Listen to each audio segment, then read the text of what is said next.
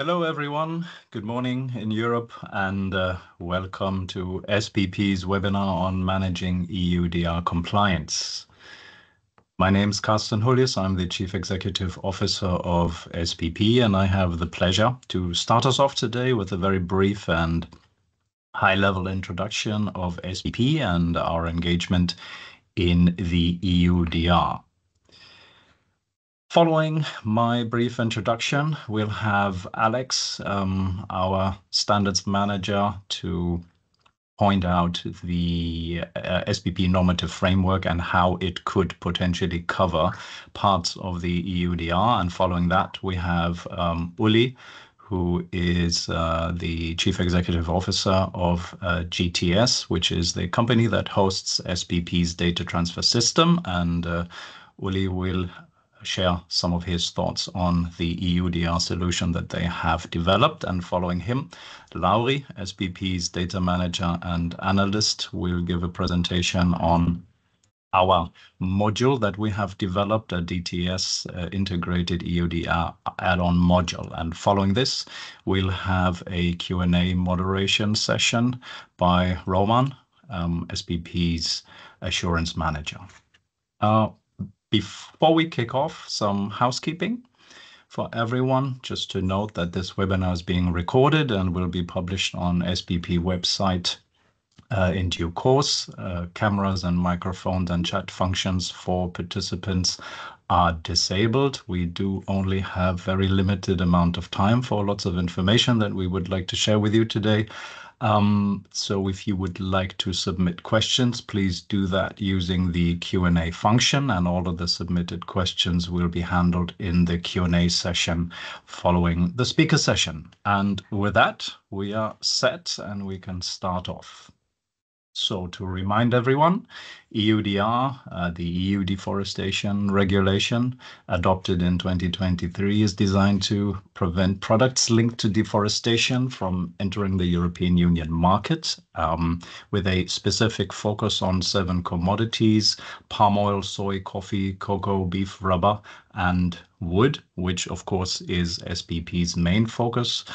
Under the EUDR, companies that are based in the European Union must prove that their supply chains are deforestation-free. And just like the EUDR's predecessor, the EUTR, a focus is on establishing a due diligence system that requires companies in the European Union to trace the origin of products and to provide evidence of their sustainability. And the overall goal of the regulation is to reduce the EU's role in global deforestation and forest degradation. Now, according to what we basically know, that approximately more than 50,000 companies in the European Union are directly impacted by the EUDR and, of course, all of their supply chains. So there will most likely be hundreds of thousands of companies that are within those supply chains that are impacted by this regulation. To put things into perspective a little bit and to point out, SBP is a voluntary certification scheme specifically designed for woody biomass, and in the sector that we work in and our certificate holders work in, we have a proliferation of different voluntary certification schemes. We have the ones here on the left that are focusing on quality, EN Plus and the Good Chips one, and the 8 schemes on the right here focusing on legality, sustainability, and some of them are also enabled to collect greenhouse gas data. And if we focus more on the pool on the right, some of these schemes have received recognition by the European Commission. You can see them here on the left under the EU RED II, the Renewable Energy Directive number 2. 5 of these 8 schemes are currently recognized. I think there are some other ones that are still in the make, but that is the status quo that we currently have. But if you look on the right side, the EUDR, there are no voluntary certification schemes recognized under the EUDR. And the reason for this is that the EUDR is and was not intended to be complied with via a voluntary certification scheme of any kind. Just to remind us, the EU-based companies must establish and maintain a due diligence system to prove deforestation-free supply chains themselves and not via a certification scheme or a third party. That means, by default, certification schemes like SBP will not provide a green lane for EUDR.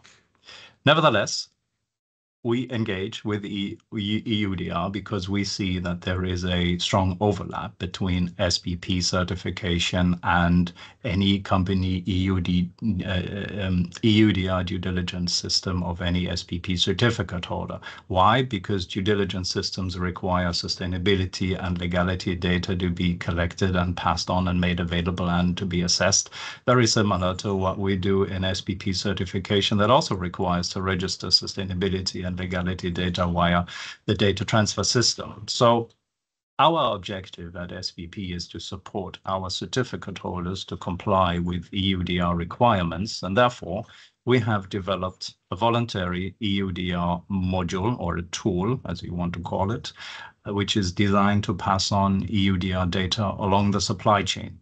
Now, we are very much aware that there are still multiple open questions on EUDR pending with the European Commission, and we may or may not get answers. But based on what we know today, the SBP module is, in our opinion, fit for purpose, and it will work based on what we know today. Also important to understand that the EUDR module that we have developed is not an SBP EUDR standard, so it's not auditable. It's not a mandatory part of SBP certification process, and it is not a tool to collect the data in the field. There are other tools to do that, and we will hear a little bit more. And with this, I'd like to close my intro and hand over to Alex. Thank you, Carsten. Okay, let's get started by having a look at EUDR compliance versus the SBP framework. On the next slide, before we delve into EUDR compliance,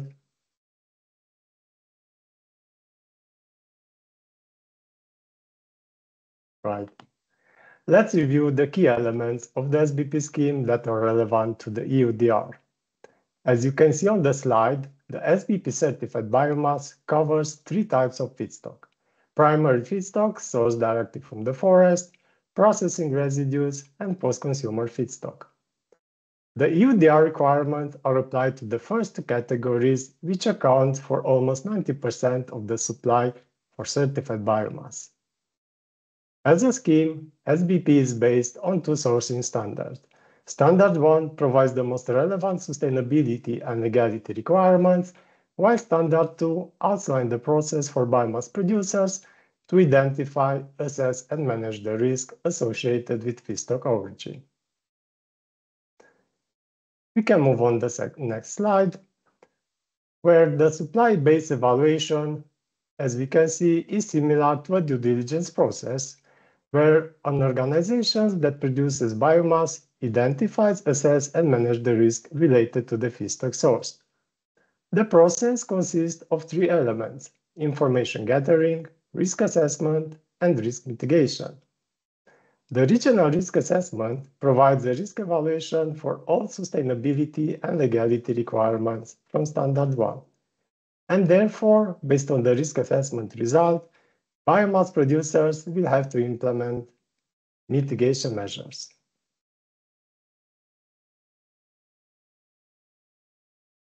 We can move to the next slide. In response to the question regarding if the SBP certification covers the information required for compliance with EUDR, we benchmarked SBP Standard 1 and 2 against EUDR requirements. We identified gaps which were highlighted in red, representing missing information, and in yellow, representing partially covered information. The requirements for operators are structured based on Article 3, which requests organizations to demonstrate that the products are deforestation-free, have been produced in accordance with the relevant legislation of the country of production, and are covered by due diligence statement. In the right column, we can see that gaps have been identified for forest degradation, anti-corruption, geolocation, date or time range of production, level of corruption, data falsification, conflict, and sanction imposed. While the EUDR requirements covered by SBP Standard 1 and 2 are highlighted in green.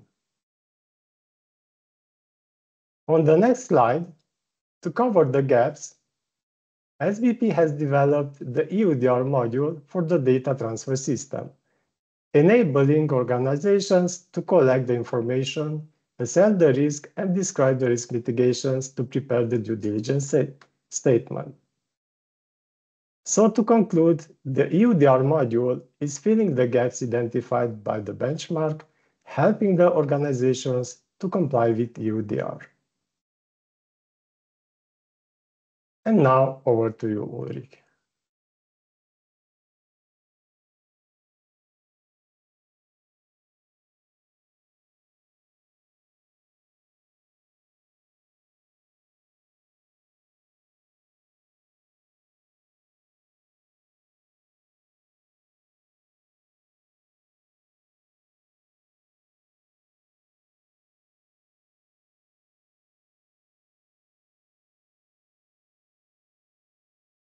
Thank you, Alex.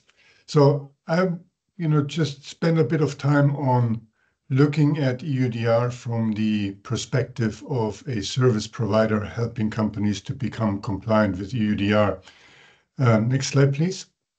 So our history is going back to 2010 when we started to work on helping organizations in the context of EUDR compliance, so the legislation which is kind of predecessor of the current EUDR regulation. And we had a very similar situation that whole industry segments were all of a sudden concerned about the legislation and had to find a solution how to comply. And in order to solve this problem, we have built like a consortium with different stakeholders to find ways on how we can comply easily with a regulation as a whole industry segment. And initially, we worked with leading DIY retailers across Europe. We were working with fast-moving consumer goods companies and with certification schemes. The reason that we were looking into the development of new tools were very simple. Existing tools could not cover the requirements. Let's go to the next slide, please. So we have been supporting our clients for the last 11 years on EUDR compliance. So we have learned a lot, from scratch, from the first day, what works, what doesn't work. And, the situation was very similar. A lot of uncertainty in the market, a lot of uncertainty from a legislator point of view, lack of guidance, a lot of options to interpret the requirements. But at the end, and I think that's also relevant for EUDR, we need a very pragmatic approach to the issue and to the problem. And there's no point in just arguing and say we need to wait until every single detail is defined and is specified by the authorities, because then we will definitely be too late for the implementation of the regulation. So what we have done in order to come from EUDR compliance to EUDR compliance is updating our platform. The platform is called Radix3 to enable companies to run more automated due diligence and risk assessment processes because of the sheer amount of work which needs to be done, which is significantly higher compared to EUDR.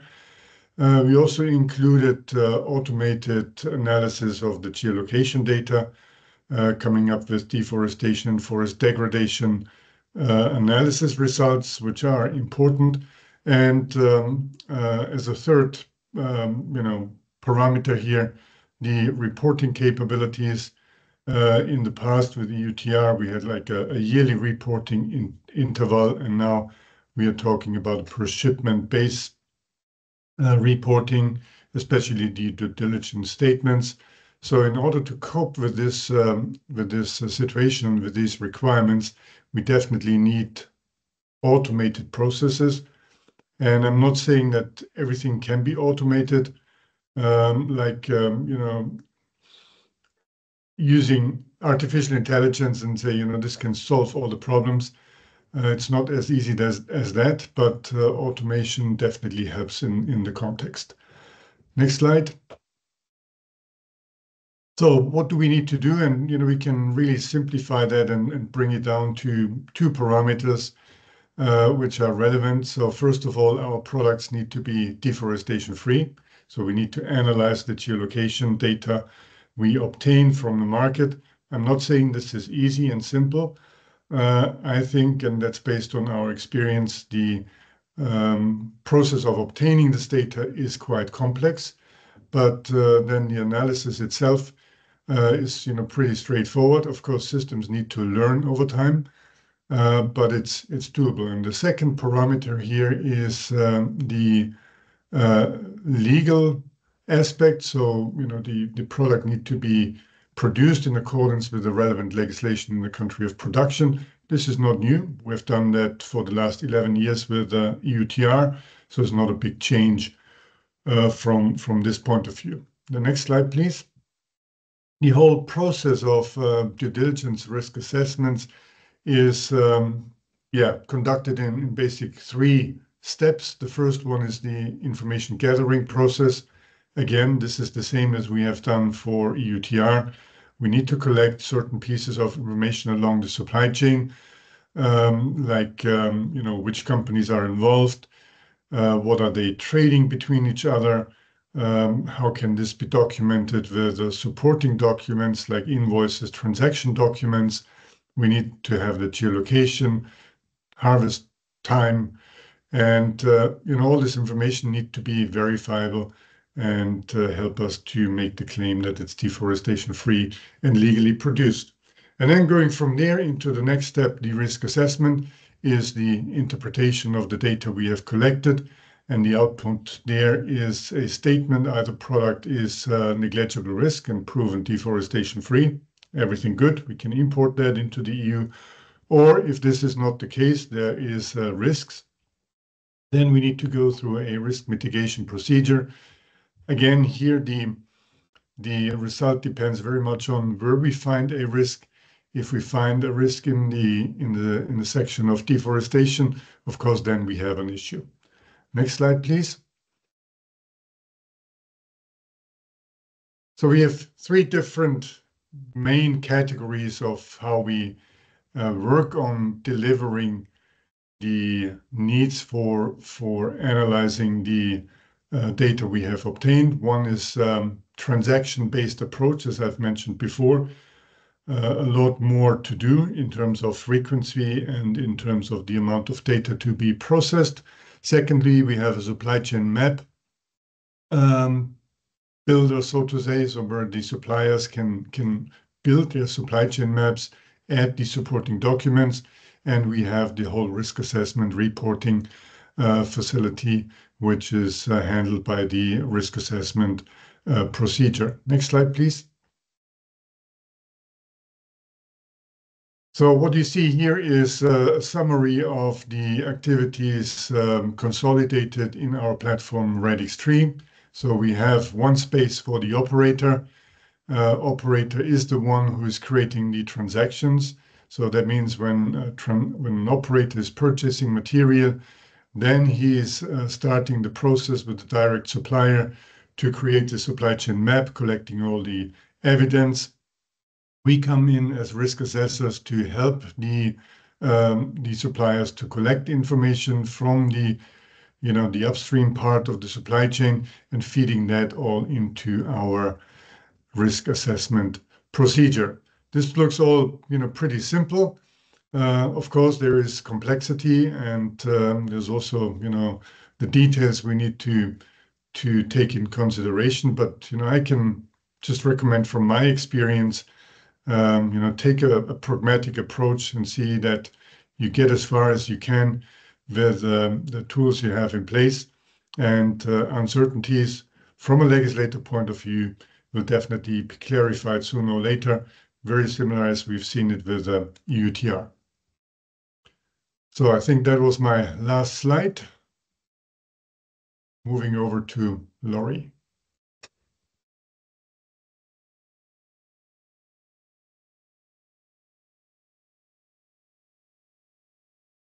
Good morning. Happy to see so many people here today. I will give an overview of the developed EUDR module itself, try to put some more flesh to the bone, share you some screenshots, and I hope this will be helpful for you to get an understanding what we are doing, how the system will look like, and get you going in a few weeks' time when we are planning to release this module to our certificate holders. Next slide, please. So the EUDR module in the DTS is tailored to our certificate holders to enable them to meet the requirements of the EUDR. The DTS system has been in place already since 2018, so I trust most of you today already know how this is functioning, what are the existing elements of the system. Eventually, it's a traceability platform, which is required for all of our certificate holders. But the new development that we are working on is a voluntary. So that means this is or will be available to our certificate holders if they wish to use that. It can be also used by non-SBP certificate holders, so that is one of the possibilities, but more details on that later. Eventually, this additional and voluntary module allows companies to collect and share the data about their supply chains, as well as conduct risk assessment and implement mitigation measures as defined by the regulation and briefly already mentioned by Uli in the previous session as well. Since the DTS system has been in place for many years already, I trust most of the certificate holders and certification bodies are well aware how that works. And this eventually is also making this a little bit easier for the users really to navigate in the system and also link their existing SBP claims or new SBP claims with the data collected as an addition from their suppliers to meet the regulations requirements. The module itself is not only designed for, let's say, the operators who need to comply with the regulation. The module can also be used by producing countries or suppliers who can use the module to prepare necessary data sets for their customers who will be asking questions about their supply chains. Next slide, please. So here are the key elements of the module. The first one, already mentioned by Uli, is the supply chain map builder. This is a new tool that is or should be used by the suppliers and producers to, in detail, describe their supply chain and add all necessary information for the operator to do their due diligence. The second part is the EUDR transaction, which is a new type of transaction specifically meant for the operators to request data from their suppliers. So that means that the producing countries or the producers and suppliers can already start using the supply chain map builder to put all of the information about their supply chains together. And when a request comes from their customer in EU to provide that information, then they will receive an EUDR transaction where they can just simply attach the supply chain map that they have created. The third point on the list is EUDR governance report. This is a new terminology that we are using to describe the risk assessment part. The risk assessment is something that the operators or large traders within EU need to put together, conduct, and this includes several aspects and covering the different indicators or requirements again from the regulation. So the risk assessment part doesn't need to be carried out by the suppliers who only need to provide information about their supply chains. But more on that about the risk assessment in the coming slides. So moving forward, the next part is the due diligence statement, which is in its nature a summary of the information gathered from the suppliers in the supply chain map data, and also the results from the risk assessment. So based on that, the due diligence statement has to be submitted to the EU's information system to get the clearance from the government to release the product in the EU market. And last point on the list is connection, or let's say automated connection with the EU traces system or the information system. And we are currently also working on the solution to automate that process so the due diligence statements can be submitted directly from the DTS to the traces system. Next slide, please. Now let's take a more closer look to the supply chain map builder. The supply chain map builder, which you can also see on the screen on the slide, a short screenshot from the system, is an interactive and a visual tool for the producers or suppliers to visualize their whole supply chain, which covers then a period of time or is then created for only a specific consignment that the customer is requesting information for. The supply chain map builder is pretty much intuitive, I would say. We've been testing this functionality internally and also with a dedicated working group for a few months, or actually already more than a few months. And let's say the data entry is pretty straightforward. So after creating a supply chain node on the map, the user needs to add more detailed information about each node in the supply chain. And eventually, if that is completed, you have your supply chain map that you can easily update in the future without redoing the whole process from the scratch. Or, of course, this example on the screen here is a pretty simplified version of your supply chain. In more complicated cases, we realize there might be hundreds of nodes, and it's not as straightforward as on the image. But we are also working on a functionality that allows users to import their supply chain map by using an Excel-based import templates where the suppliers and all of the additional information is described. And after import, the supply chain map will be generated here automatically. Next slide, please. Here we can see a screenshot, which is, let's say, the detailed part for each of the nodes. As mentioned before, for each node, it's not only sufficient to describe what kind of company it is, but depending on the specific company or company type, the suppliers would need to add pretty detailed information about each node in the supply chain.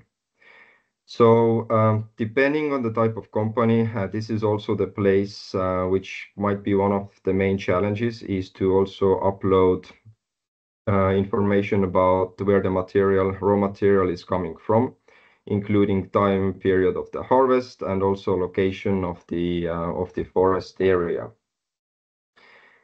This type of checklist is dynamic, meaning the users will see a different layout of this form depending on the type of company. So, for example, the geolocation might not be necessary to upload to a sawmill type of company, but it might be necessary to do that for the forest owners or anyone closer to the forest. Next slide, please. So continuing with the geolocation part. One thing to set clear, and also mentioned by Carsten before, is that our tool is not designed to collect geolocation information on the field.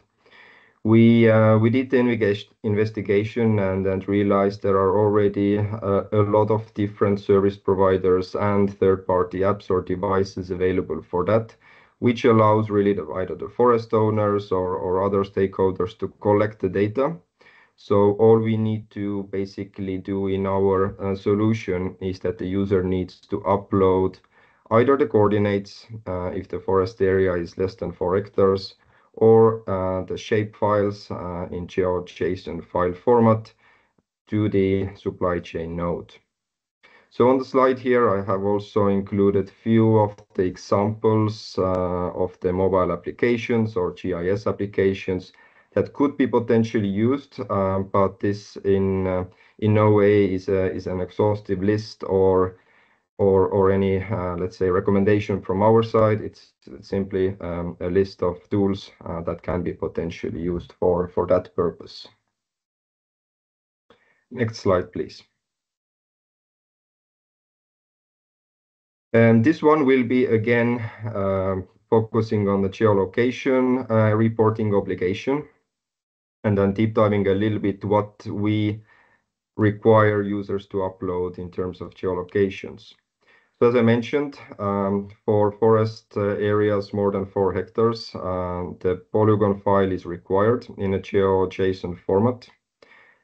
If you have the polygon files or shape files available in a different kind of file formats, then it's possible to convert those files to GeoJSON without too much hassle. It is possible to also upload multiple files, and as also defined in the last Q&A from the Commission.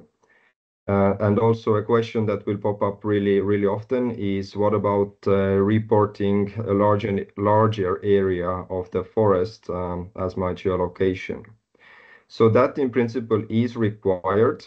However, it is still the operator then who needs to take the full responsibility of the geolocations reported by the supplier. So in summary, it's possible. However, there are some risks, of course, associated with that approach. Next slide, please. Now let's move forward to the EUDR transaction functionality. As mentioned, the EUDR transaction is basically similar as a usual SBP transaction, where an SBP claim is transferred from supplier to the customer.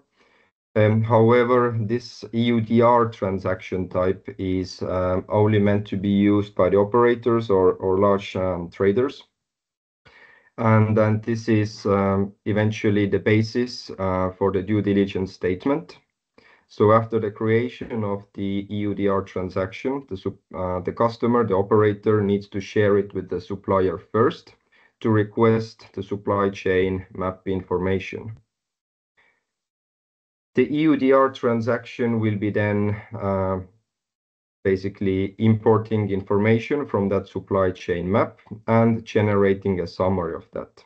So if you move forward to the next slide, please. Then we can see also what kind of information is summarized. So the EUDR transaction includes of different sections, and one of them is the transaction summary.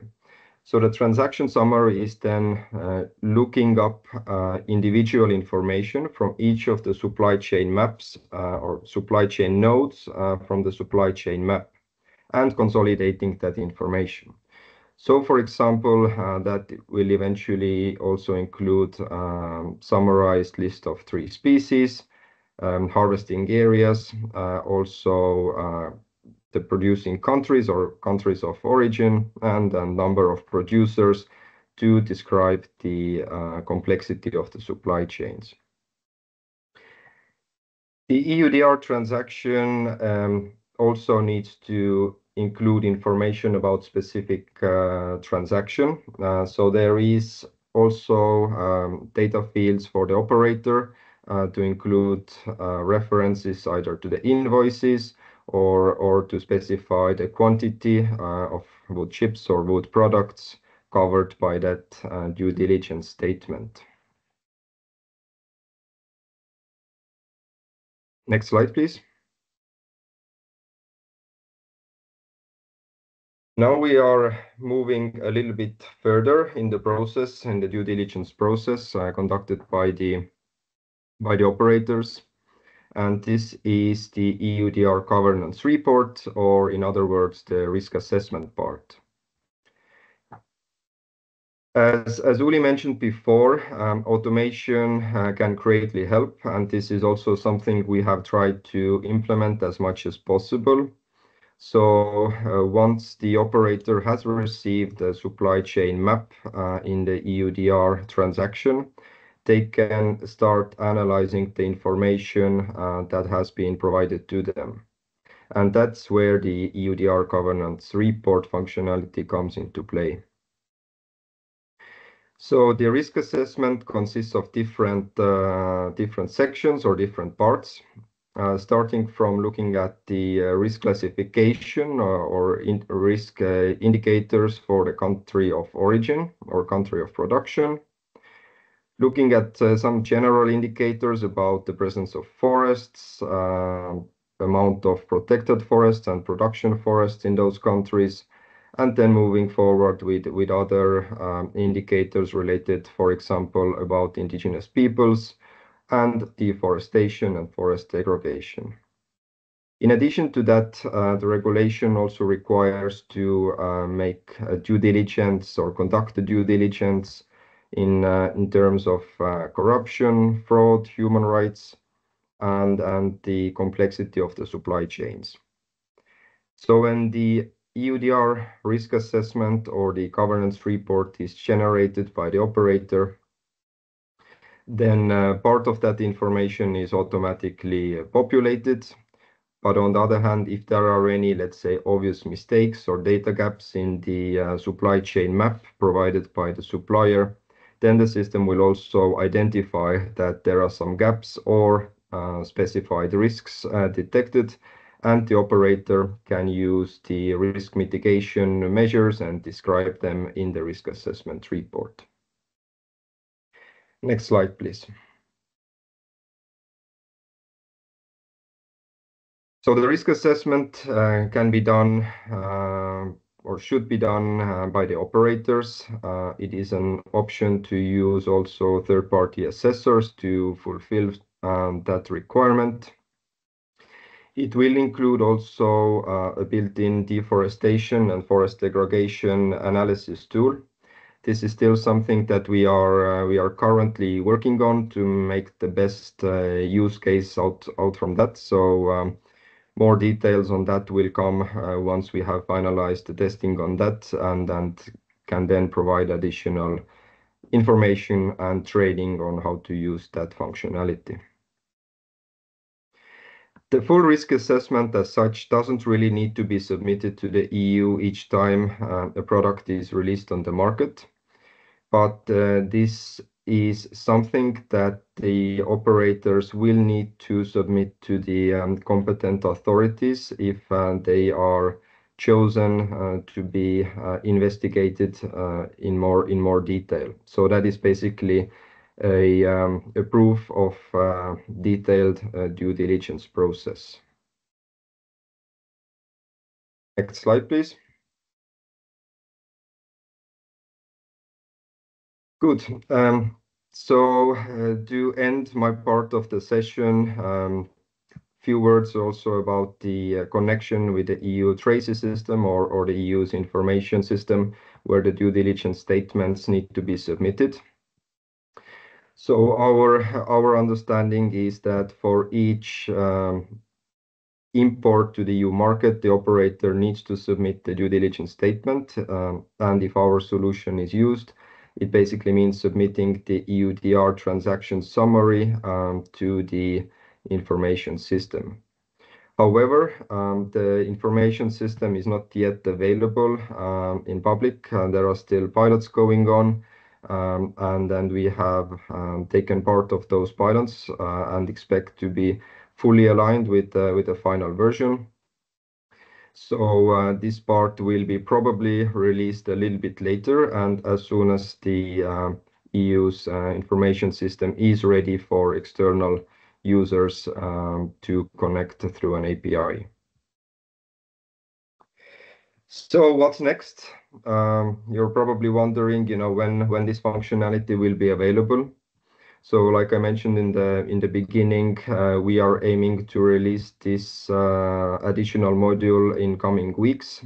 We are currently finalizing the user guides and training videos for our certificate holders, so that when this is released, the producing countries or the suppliers can already have a look and start preparing, because the end of the year is not far, and we realize that it takes some time to prepare and also to check how the system can be used, how much time it will take, what are the risks, what are the challenges.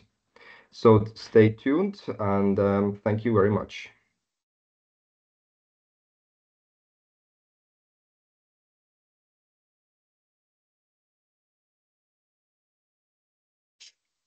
Thank you, Lauri. Thank you, everyone. Thank you, team, for presenting the information. So the next step in today's session would be a Q&A. We already have some questions in the Q&A module. So I will start taking the questions one by one, and we do not have yet too many questions. So please, in your meeting window, you go to not to the chat, but you should have a separate button Q&A where you should be able to submit your question. We will be then distributed to speakers and get answered. So let me perhaps the question is published, and I would like to ask maybe not even Alex, but Lauri, about what the application of the module.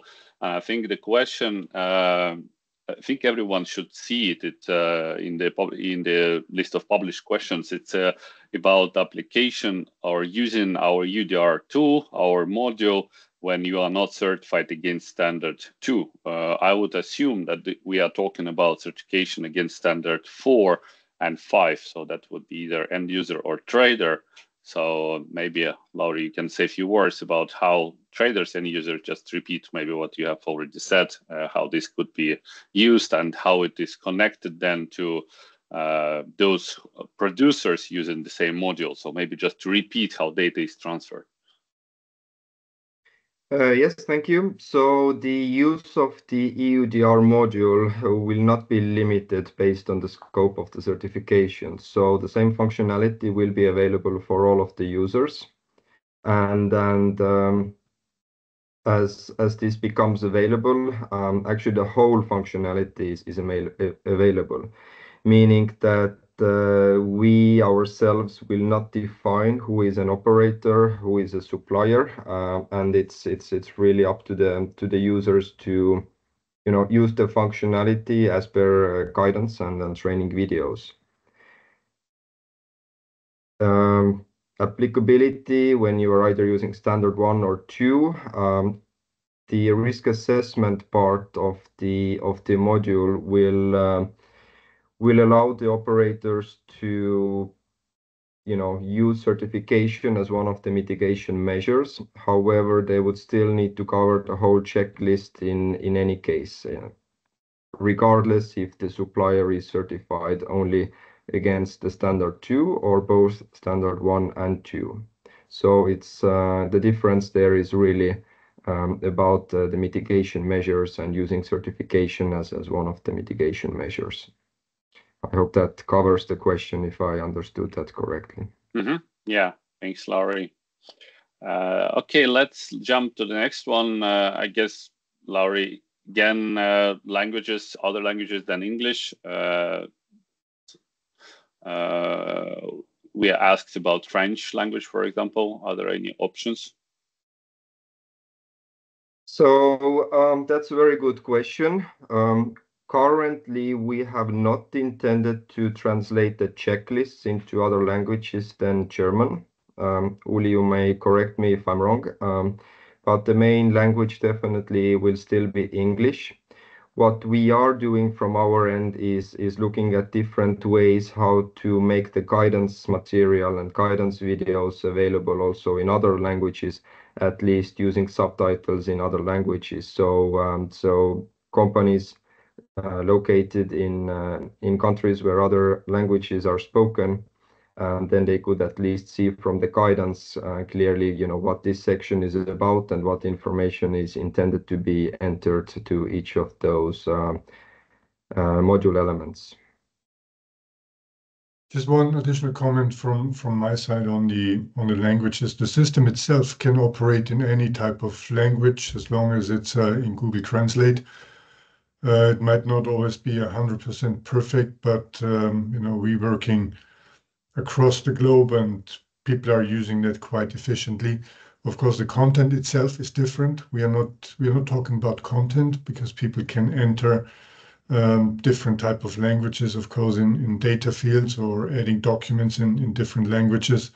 This is not part of our, let's say, responsibility. However, when it comes to the supporting documents, it needs to be translated, not for our purpose, but for the purpose of the legislator. So when the competent authorities are going to audit companies, they want to be able to also read the documents. That means there needs to be some translation in the documents itself.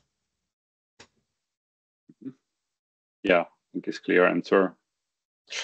All right, let's take the next question. The question sounds like, if supplier is not in the system, can we, SBP certificate holder, add transaction and geographic data themselves? Laura, I guess it's also to you. Yes, I can take that.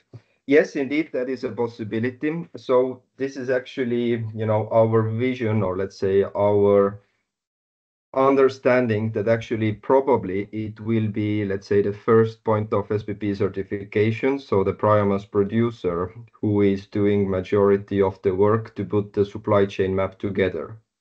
Now, like I mentioned in one of the slides, it is possible to invite your non-certified sub-supplier also to use the platform.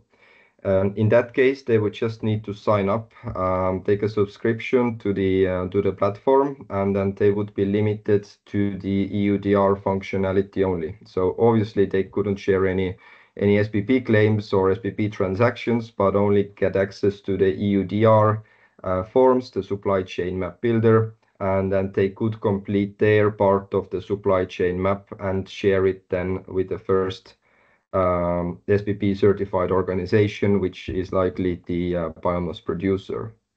But like I mentioned, probably it will be the producers who can, obtain the information and put the whole, or let's say majority of the supply chain map together from their side.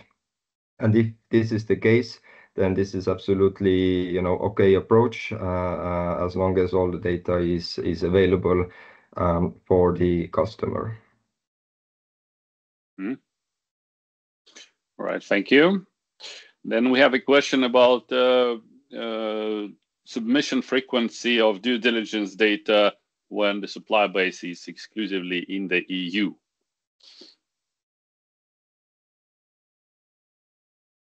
Lauri, I think you should, Lauri or Alex, if you can take this question. I think that's kind of question that that would rather go to the EU rather than from our side. So I would not comment on that from my side, really. I guess we are all waiting for additional clarifications as well. The system is designed really to submit the due diligence statements as often as necessary, and yeah, I'd probably stop here. Yeah, okay, that's a voluntary tool. Yeah, thanks for that. Okay, we have a question about what data is pre-filled from the DTS to the supply chain map nodes. So that is one of the things we are currently again looking into. So probably when we release the first version of the additional module, there will be not so many links between, let's say, the SAR data and the supply base report data, as let's say this information is stored in completely different forms, and this, let's say, detailed origin and material information needs to be completed for each of the separate supply chain nodes. So we do realize there is some overlap, and looking into the ways how to, let's say, automate this somehow. But I believe this will be included in some of the next releases of the module.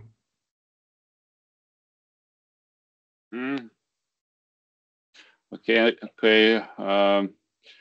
Okay, Lauri, again about the system, or either you or Uli, can you use an API to send data to DTS from company's own management system, own system? So how do you connect?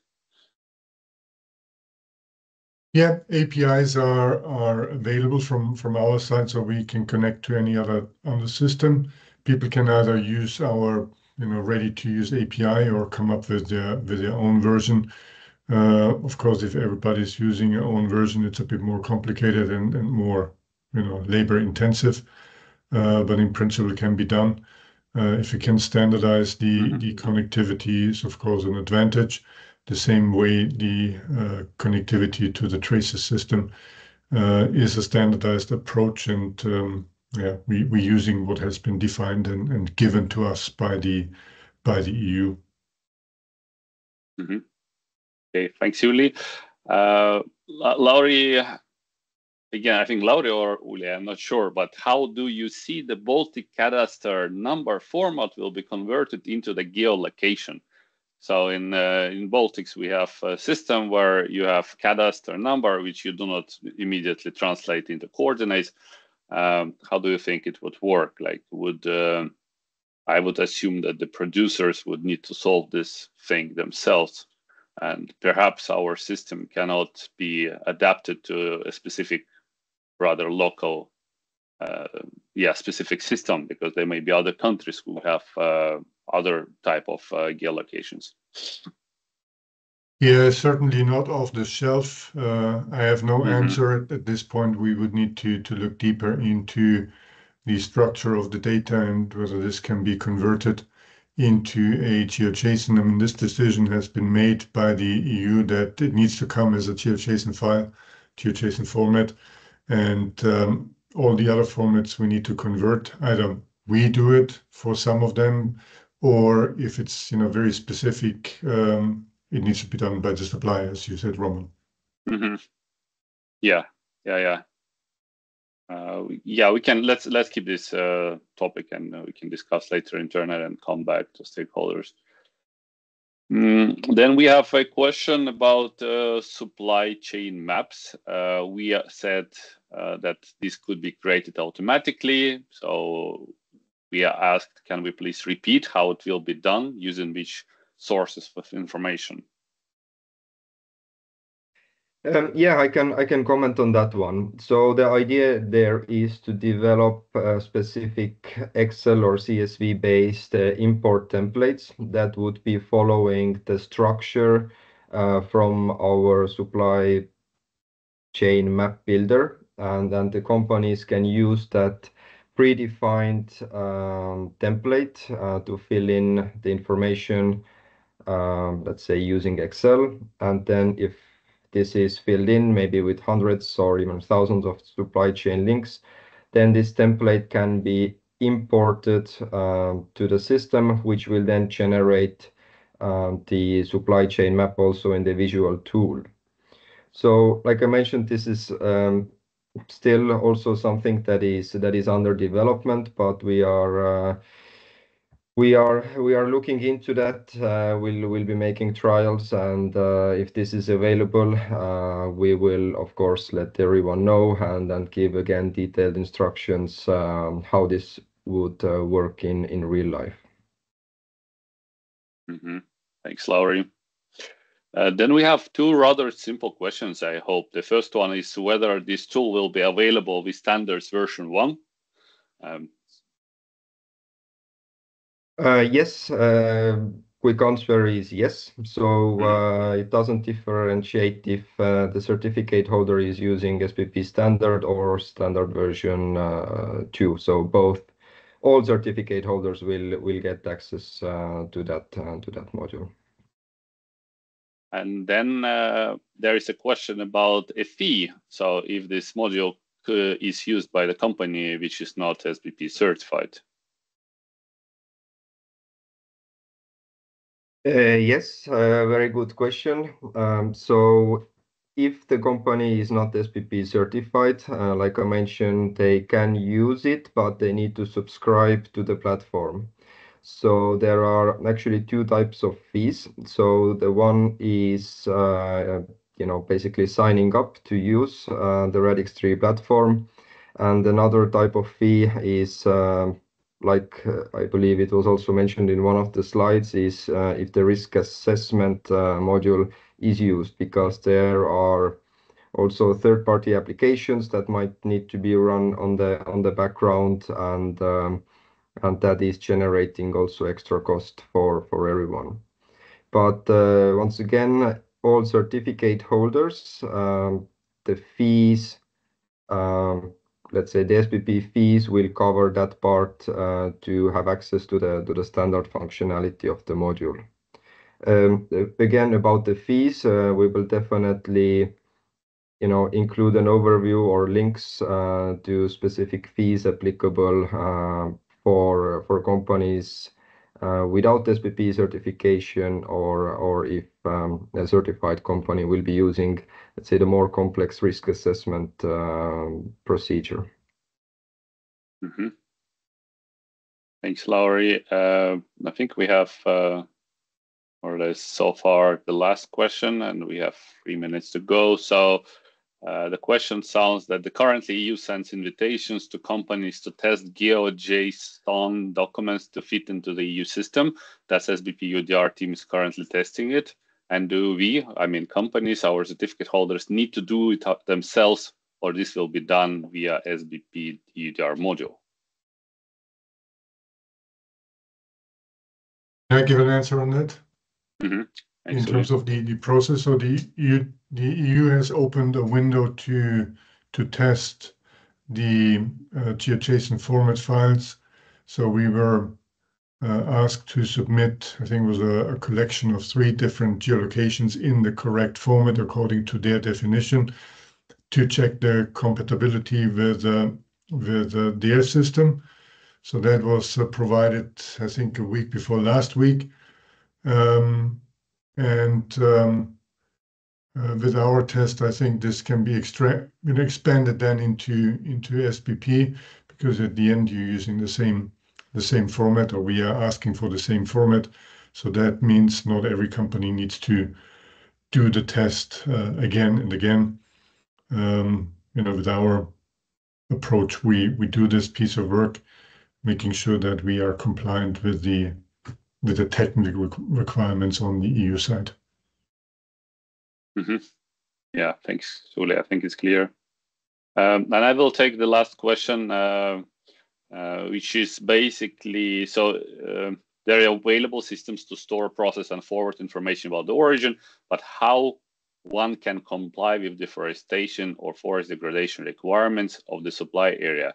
I think biomass producer. So is it only through the certificate holder risk assessment, or SBP develops country supply area risk assessments? So I guess this is question to maybe Alex.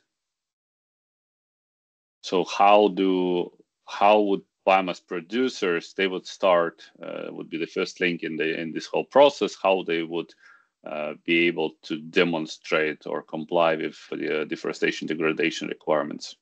And do we as SBP develop any risk assessments? Do we support, help it?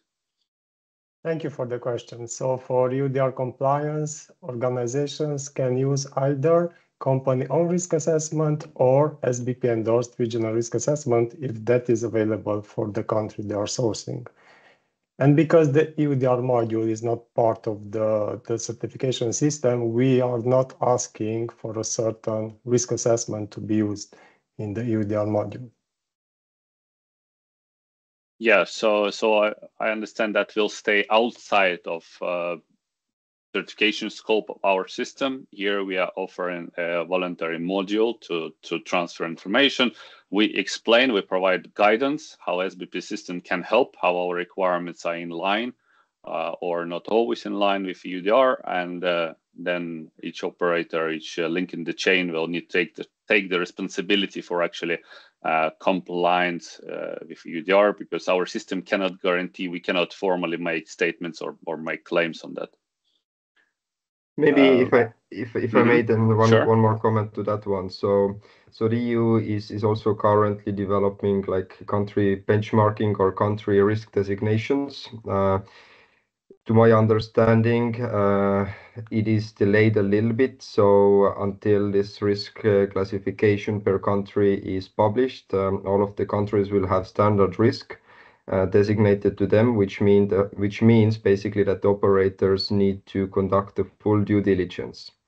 So in the future, if there are, if the risk designations or risk classifications per country are available, and there are countries with low risk, then companies or the operators can use the simplified due diligence process, which excludes some specific parts from the risk assessment part. But until then, all the risks are standard risk, and the full due diligence needs to be conducted. Okay, thanks, Alex. Thanks, Lauri. So we are going to start. So webinar is coming to the end. We have spent 1 hour. Thank you everyone for joining. I hope this information was useful. We have also responded to your questions. You can always send questions to our generic email, follow-up questions, and I'm sure there will be more information, more communication from our side as long as we start actually enrolling and implementing this module, and some companies will start using it in real life. And I would also like to remind everyone that there is we will repeat this webinar later today in the European time afternoon or late afternoon. So if your colleagues or anyone couldn't join this webinar, they could join it later. So thank you everyone for participating, and stay in touch, and please follow our updates related to this topic. Thank you.